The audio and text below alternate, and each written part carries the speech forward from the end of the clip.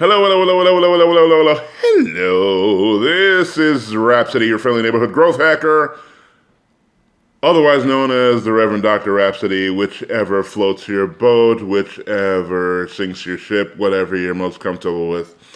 All I want you to do is hear what I'm attempting to impart to you, and that's basically it.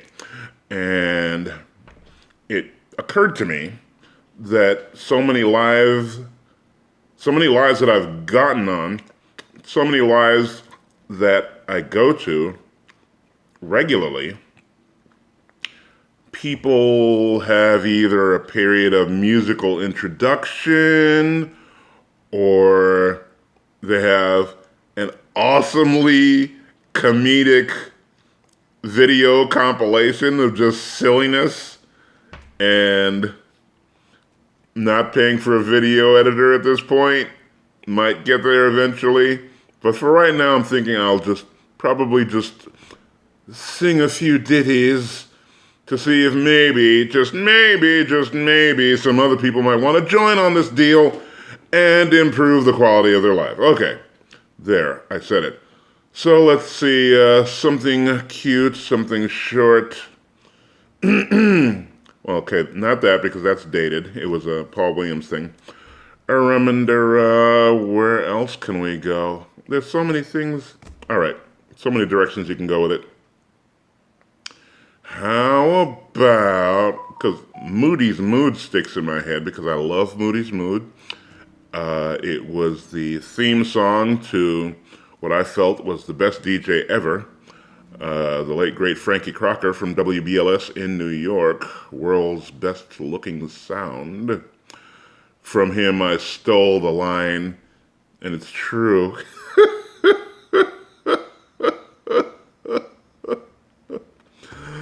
That I'm turned on by the sound of my own voice. Okay, so yeah, I said it, and that's just that. So I decided not to sing because nothing really good is coming to me right now. So I'll just babble for just a minute, just in case, on the off chance somebody shows up.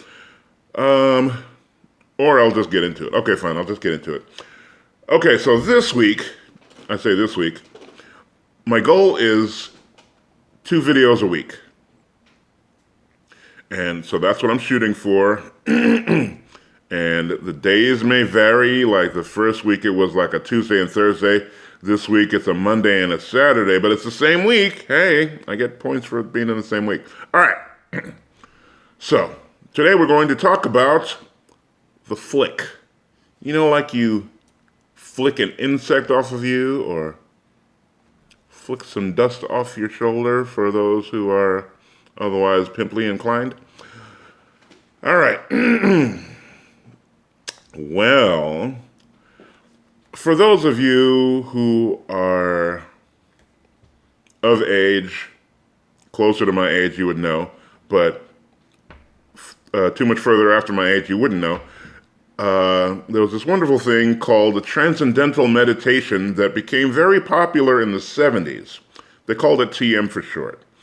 And I have recently been made aware of it or reminded of it.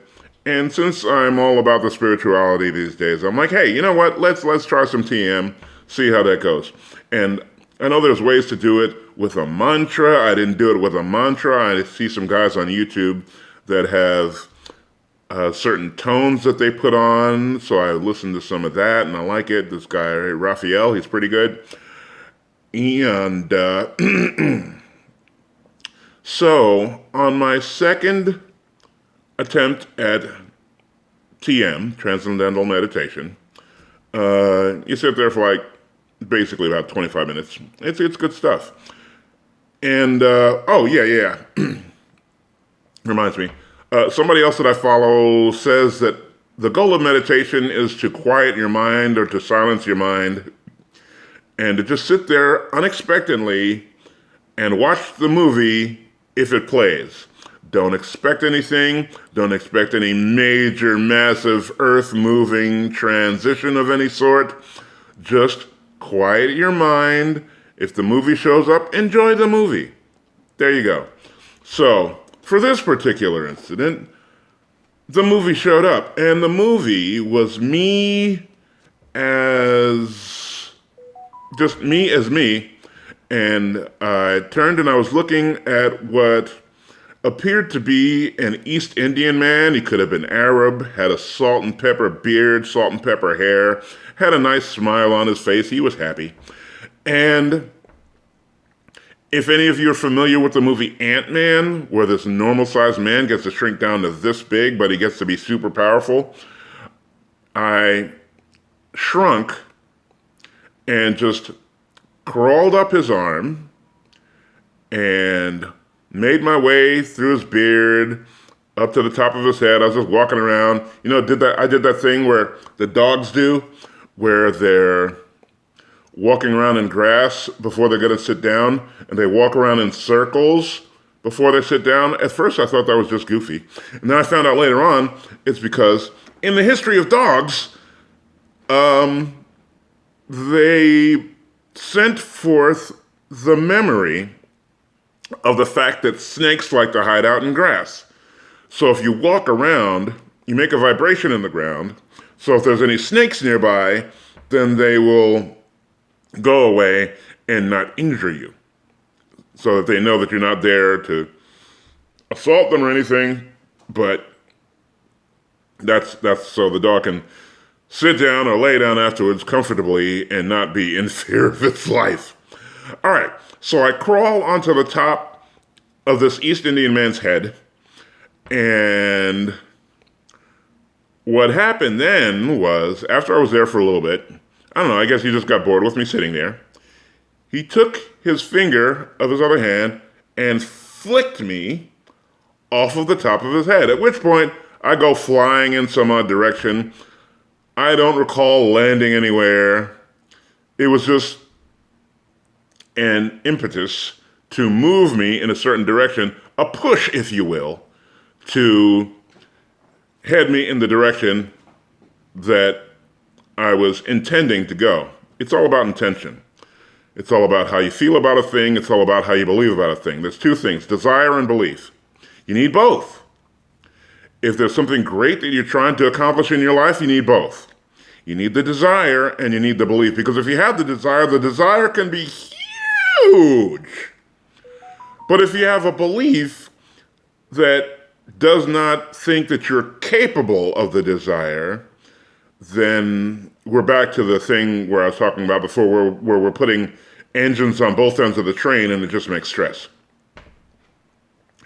And this flick that I'm talking about, the purpose of the flick, for what a lot of people don't realize, is that it's just a boost. It's just something to fight through inertia to move you through the inaction that is holding you back from the thing that you're trying to do. The challenge for a lot of people is that they take this flick and think it's like, oh, God hates me, God doesn't like me, he flicked me and it hurt. Yeah, sometimes the flick hurts, but eventually, you get to figuring out that the flick was for a purpose. And the purpose was to move you in the direction that you needed to go. Because, as so many people have said, there are so many desires and so many dreams that everyone has that if they don't pursue them or don't perform them in their lifetime when they transition or pass on, however you want to say it, it's like, you don't know, it might take generations for somebody else to come along to get the same idea that you already had, and things were lining up for you to be able to do, and you didn't because, oh, I'm afraid what other people are going to think about me. And the truth is, wait for it, the truth is, I'm going to share with you two things. One, it's called the spotlight effect. And that is when you walk into a room, you automatically assume that everyone is paying attention to you. And there was a study done where some high school kid walked into a room with a Barry Manilow shirt on, Whoever knows who Barry Manilow is, I know because I'm old enough. But he thought it would be embarrassed. And it turns out only 25% of the people in the room noticed the shirt.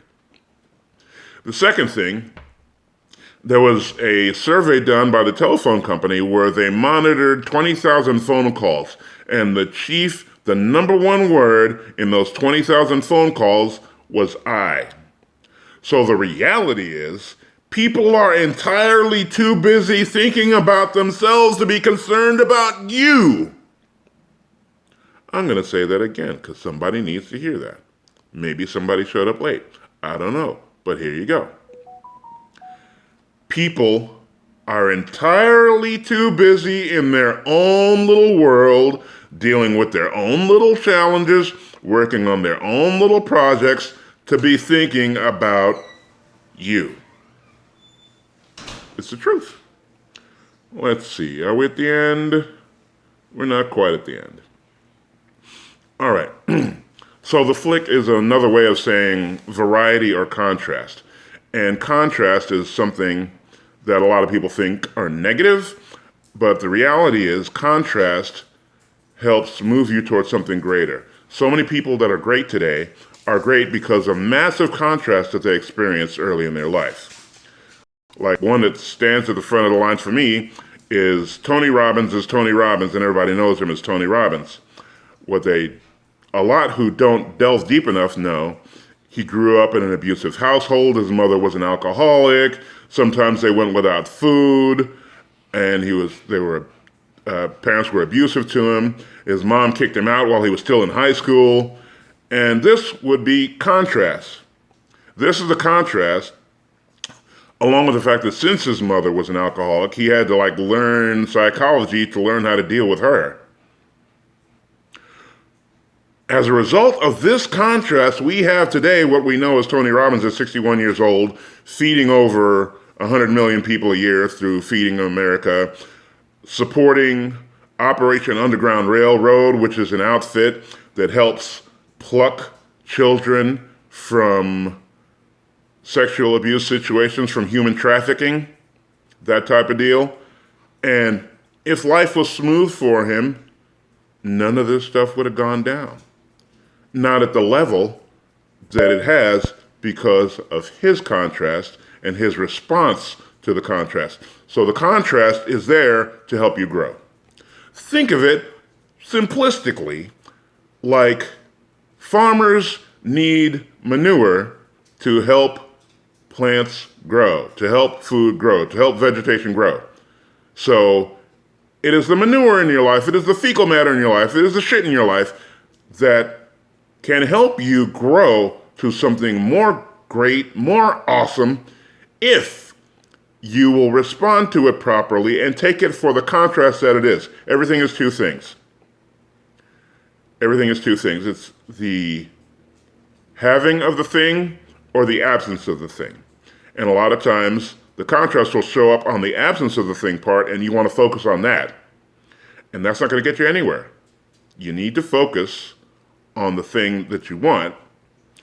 And yes, you can actually, it's hard to, sometimes you can't really ignore the contrast that's going on, but the goal is to focus on the thing that you want, acknowledge the contrast for what it is, but don't focus on it.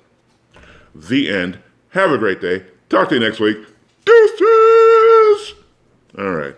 Where in the world is that off button? Oh yeah, I actually have a clicker that can do this without me looking silly, but it takes one of those round flat batteries, and it's not like the old days where you have just a pack of round flat batteries sitting around the house. I don't. And eventually I will do that so I can end these smooth and debonair, or debonair, if you will, and not have to be taking my finger and doing like